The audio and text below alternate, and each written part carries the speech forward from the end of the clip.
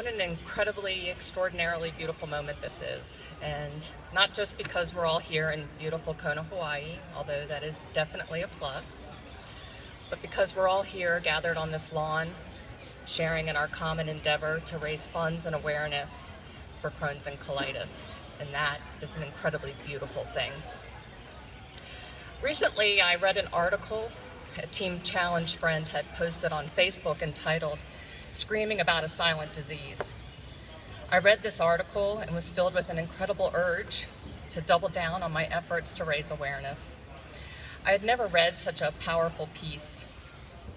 This writer captured me with his words depicting what it is to live with a disease that isn't always visible from the outside, but can leave you so sick and no one on the outside seems to notice.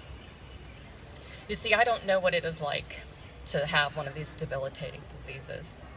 I don't have Crohn's disease and I don't have ulcerative colitis.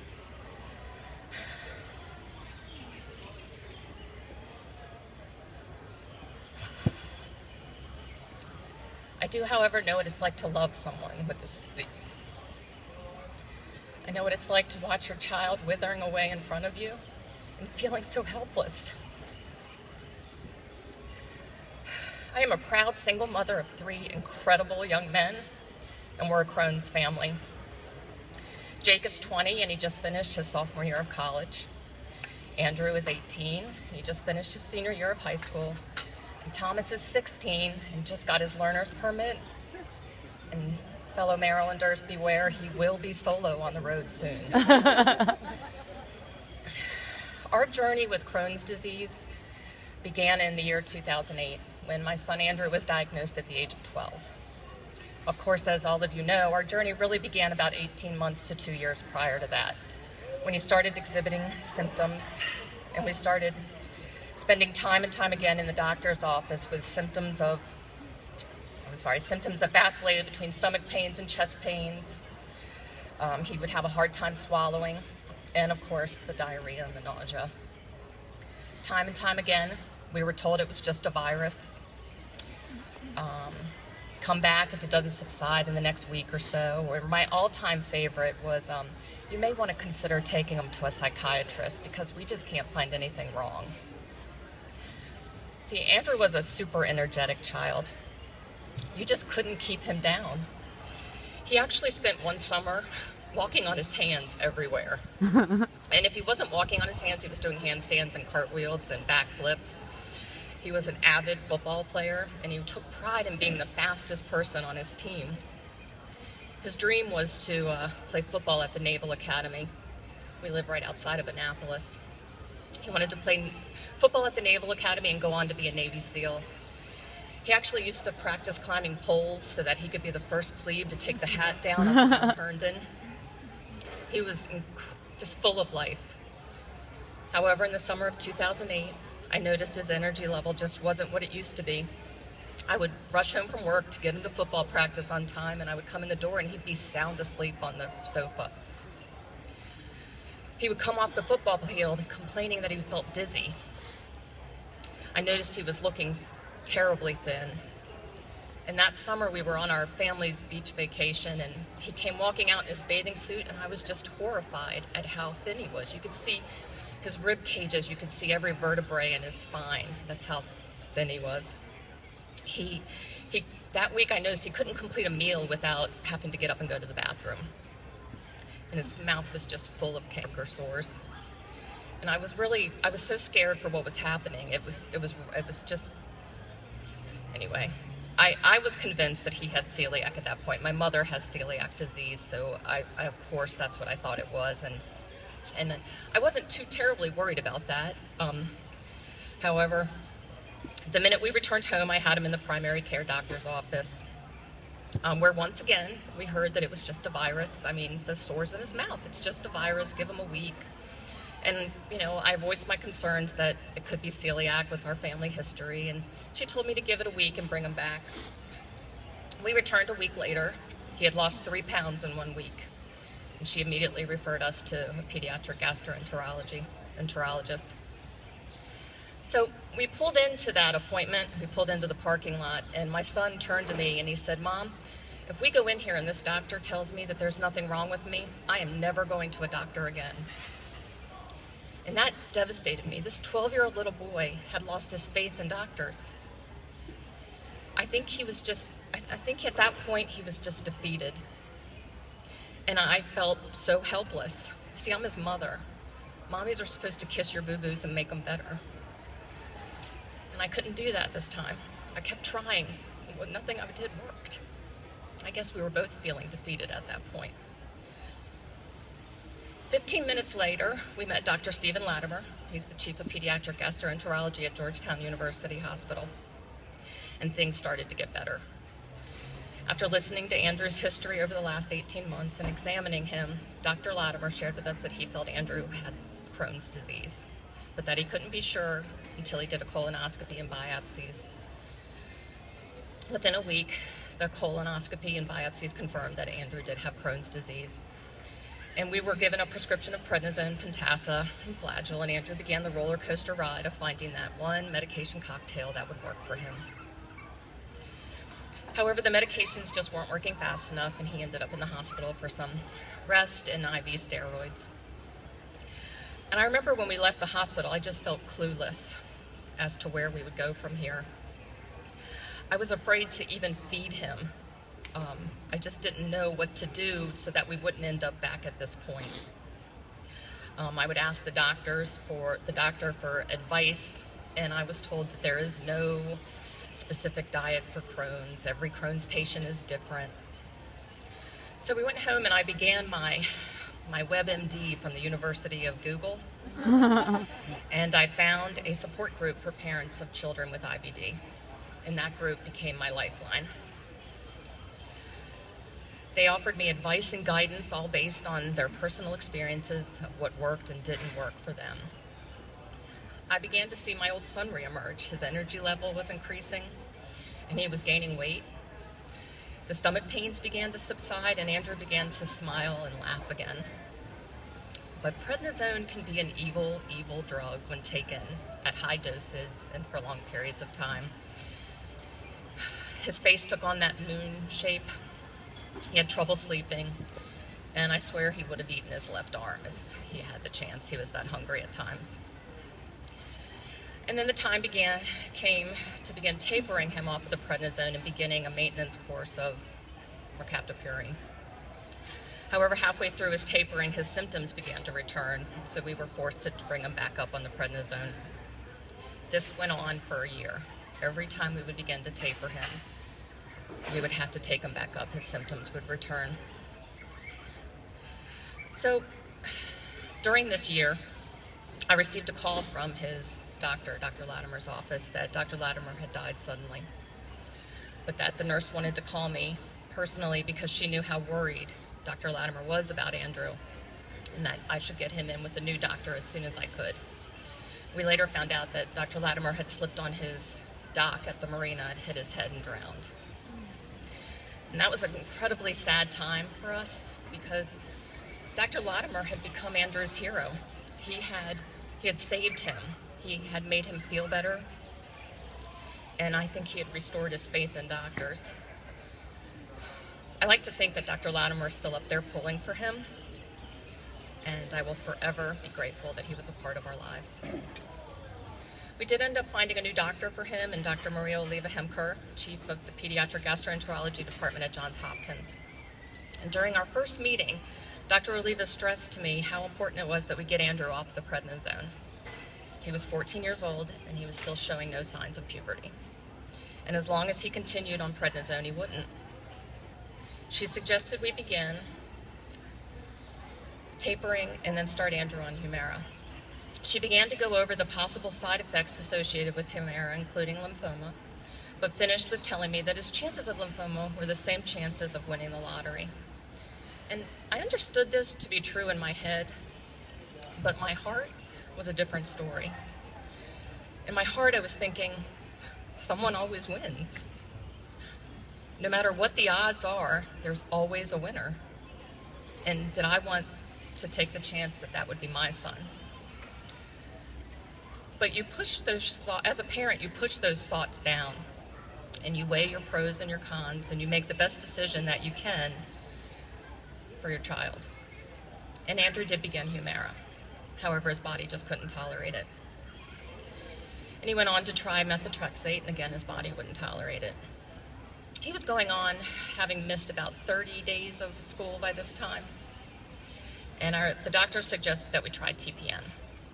So we tried TPN, and after about another 30 days, he started to feel better.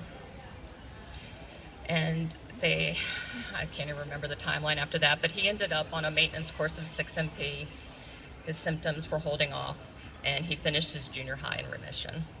And for the next 2 years, he became the picture of health. He grew a fit, he entered manhood, we saw the doctor twice a year, and things were good. In 2010, I found CCFA, and I saw an email promoting the Teen Challenge program, and I thought, wow, this looks interesting. I had always wanted to be a runner and complete a half marathon, and I'd actually just finished my first 5K, so I thought, you know what, I'm going to give this a try, because I can check 2 things off my bucket list. I can check off a half marathon and raising money for this disease. I registered, and I shared with my sister what I was doing, and she registered the very next day. Together, we raised $16,000 that season, and we both completed the half marathon. We met some amazing people on our team. But as I mentioned earlier, I'm a single mom, and at the time my children were 16, 14, and 12, and making fundraisers and Saturday morning practices wasn't always possible for me. So while I did take part in the program, I wasn't able to fully engage in the program, and I told myself that I would be back when my boys were older. In 2011, I received an email from the Washington, D.C. chapter of CCFA that they were looking for members for their advocacy task force, and in particular, a constituent from my election district, to go on a congressional visit to raise awareness of Crohn's and colitis and help solicit continued congressional support for the IBD bill that had been passed by Congress in 2008. I immediately responded and accompanied 2 amazing Crohn's mothers and 2 incredible Crohn's and colitis patients to Congresswoman Donna Edwards' office, where we met with the Congresswoman's aide and each spent time relaying our experiences with the diseases. And then a few months later, I returned to Capitol Hill with the same group to visit Senator Sarbanes' office, where we met with his chief of staff.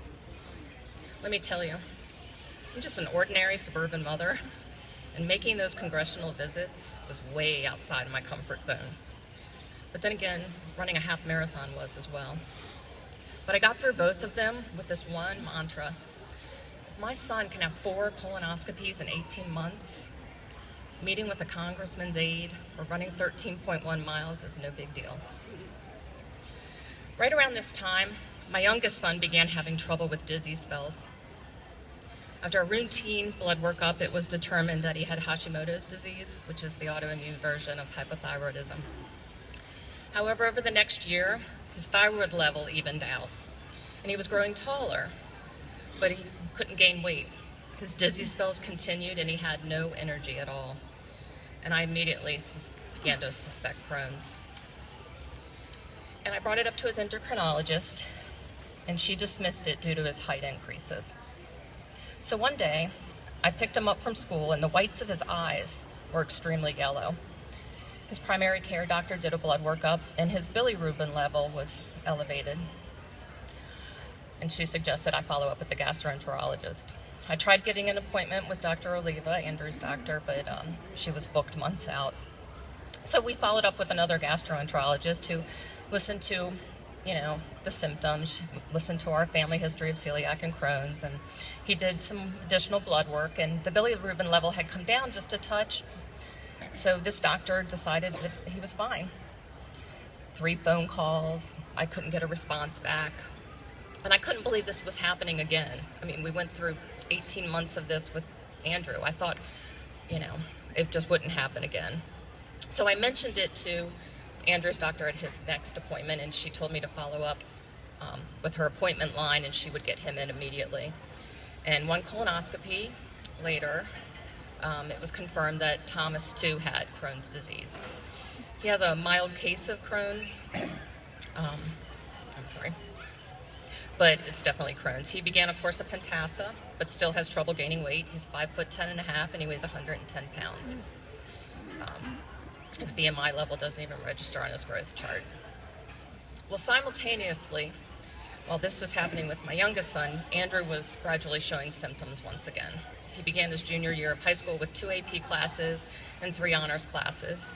I quietly suggested a less stressful schedule, but he was adamant that he could handle it. Within 6 weeks of school starting, he became symptomatic, gradually increasing, until the pain was so bad I found him crying on the toilet in the bathroom with a fever of 104. He was hospitalized on July 4th for IV steroids and his first treatment of Remicade. His disease had progressed and he was now categorized with perianal Crohn's. With Thomas's diagnosis in June and Andrew's flare-up, I knew it was time to recommit to Teen Challenge. I had to do something. I couldn't just sit back and feel helpless. So my sister and I registered for the winter season 2013 to take part in the Las Vegas Rock and Roll Half Marathon. Our training seasons began in August, and I was so thrilled to see so many of the same people I'd met in 2010. Their dedication was something I admired and I began to aspire to. I set up fundraisers and I tried to attend practices. Andrew did not handle his Crohn's disease diagnosis well. He just wanted to be a normal teenager, and he wasn't always the most cooperative patient. Sorry, better not be a parent. He began seeing a therapist on a regular basis a year after his initial diagnosis, and it seemed to help him up until this past summer with his hospitalization and the knowledge that his disease had progressed. I think he and I had lulled ourselves into a false sense of security with the 2 years of remission. He began to ask his doctor about painkillers, and she referred him to a pain management psychologist instead, whom he saw once a week, reluctantly. However, those sessions ended abruptly one day after he shared with her that he had thoughts of driving his car into a tree.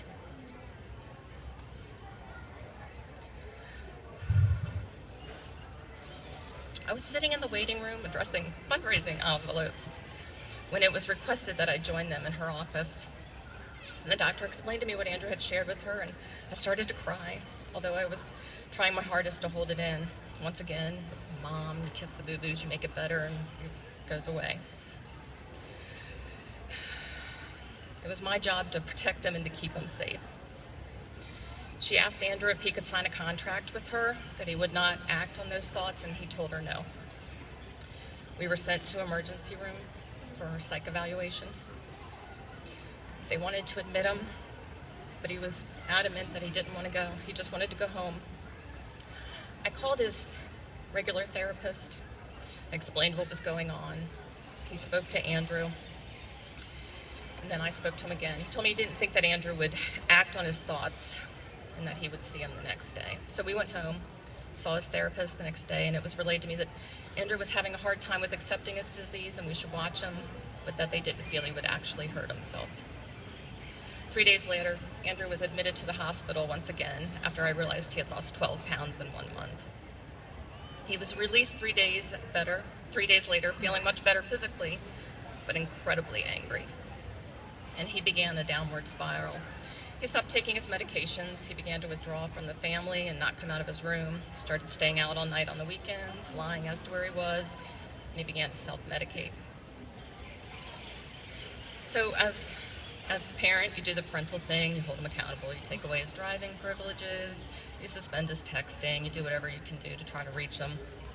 And, he would straighten up for a week and then go right back to it. Things have improved some over the past few months with him. He's back on medication, but he struggles emotionally. I cannot even begin to imagine what it's like for him living with Crohn's disease. If I could take it away from him, I would do it in a heartbeat. I would rather suffer tenfold than watch him hurt for one day.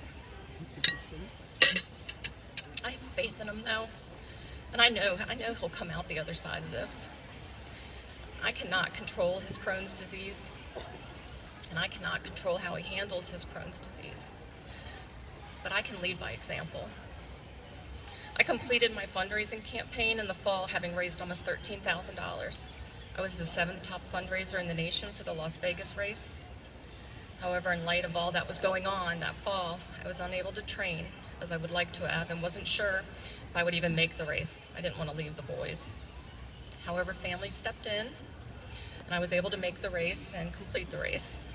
My goal was just not to be picked up by the bus. Our team's walking coach stuck with me the whole way. She was wonderful. She listened to me talk about my son and offered me words of encouragement through all 13.1 miles. Crossing that finish line was incredibly emotional for me. It may seem trivial, but it helps me to feel less helpless. I had the opportunity in Vegas to briefly talk with Rick Guesswell, CCFA's CEO, at the National VIP reception, and he was telling myself and other VIPs from our team the incredible progress that has been made in the research of IBD, and he actually used the term cure. He talked about having identified the 17 bacteria associated with IBD and the fact that development could now begin on not just medications to treat the symptoms of IBD, but that therapies could be developed to treat the cause of IBD, adding that we may have a cure within the next decade. What a beautiful 4-letter word that is. I began to feel hope and aspiration to continue to do what little bit I could to help make that possible. Upon our return from the race weekend, we were asked to attend the Maryland South Delaware CCFA chapter's gala as their guests in light of our fundraising accomplishments. Together, my sister and I had raised close to $18,000 that season, and if you add in our combined $16,000 from 2010, that means all in all, at the time, we had raised over $30,000 for Crohn's and colitis. I was approached by the executive director of our chapter, Katie Ramirez, to consider sitting on the chapter's board of directors. Remember earlier when I talked about my comfort zone? Well, once again, I was being pulled outside of it. And I had a chance, though. I could decline and I could stay in the zone. Or I could lead by example, step outside and be a part of the solution. And I chose the latter. I feel it is important to raise as much awareness of these diseases as we can. The fact is, the fastest growing demographic being diagnosed is children under the age of 8 years old.